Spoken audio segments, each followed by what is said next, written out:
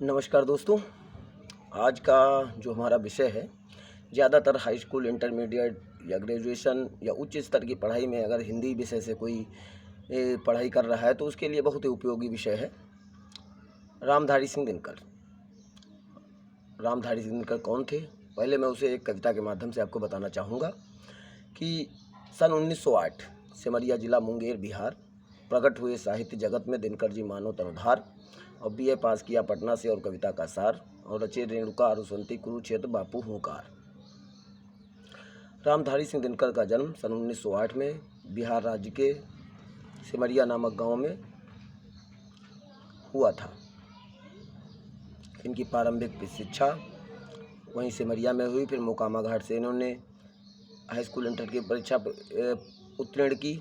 फिर बीए इन्होंने पटना विश्वविद्यालय से उत्तीर्ण किया। शुरुआत में इन्होंने अध्यापन कार्य किया।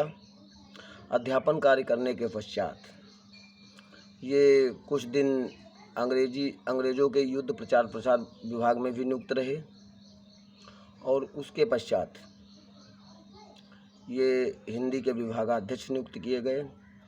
हिंदी के विभागाध्यक्ष होने के पश्चात ये भागलपुर विश्वविद्यालय के उपकुलपति बनाए गए।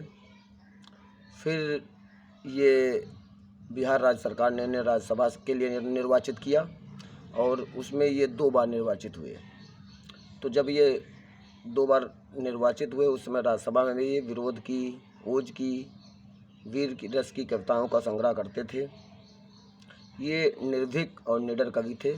उनकी निडरता की वजह से ही पंडित जवाहरलाल नेहरू सरकार में के समय ये राज्यसभा सदस्य मनोनीत किए गए, और फिर भारत सरकार ने इन्हें हिंदी विभागाध्यक्ष के रूप में नियुक्त किया। और आपको बता दूं कि इनको 24 अप्रैल 1974 को इनकी मृत्यु चेन्नई में बीमारी की वजह से हो गई। ज़्यादातर जब आप कवियों का जीवन परिचय पढ़ेंगे तो उसमें ये पाएंगे कि उन्होंने हिंदी स्वधाय से ही हिंदी, संस्कृत, उर्दू, फारसी आदि भाषाओं का अच्छा ज्ञान प्राप्त कर लिया। लेकिन ये जो इनकी रचनाएं हैं, इनकी जो कविताएं हैं, वो हाई स्कूल से लेकर उच्च स्तर की परीक्षाओं में देखने को मिलती हैं। अगर मैं इनकी रचनाओं पर अगर आप गौर करेंगे तो इनकी बहुत सी रचनाएं हैं कि जैसा कि मैंने अभी कविता में भी बताया था, प्राणभंग, रेणुका, हुंकार, रश्मिरथी, रसवंती, द्वंद्व गीत, सामधेनी, धूप छाँव, इतिहास के आंसू, धुआं, मिर्च का मजा, नीम के पत्ते, सूरज का विवाह, नील कुसुम, हारे को हरिनाम। लेकिन अगर सही से देखा जाए तो संस्कृत के 4 अध्याय के लिए इन्हें ज्ञानपीठ पुरस्कार दिया गया, साहित्य अकादमी पुरस्कार दिया गया, और उर्वशी के लिए इन्हें ज्ञानदीप पुरस्कार दिया गया, और इनको पद्म भूषण से भी अलंकृत किया गया।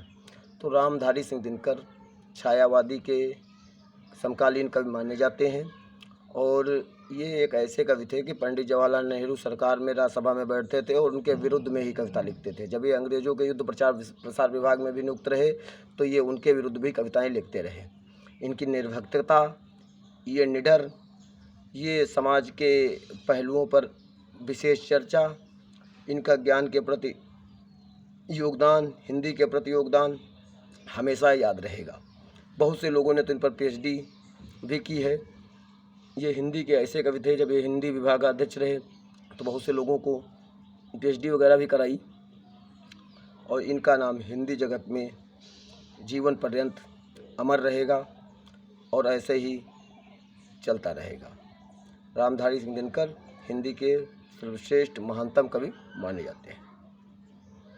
अगर रामधारी सिंह दिनकर के बारे में आपको अच्छा लगा हो तो प्लीज़ मेरे चैनल को लाइक करें, सब्सक्राइब करें, कमेंट करें। धन्यवाद।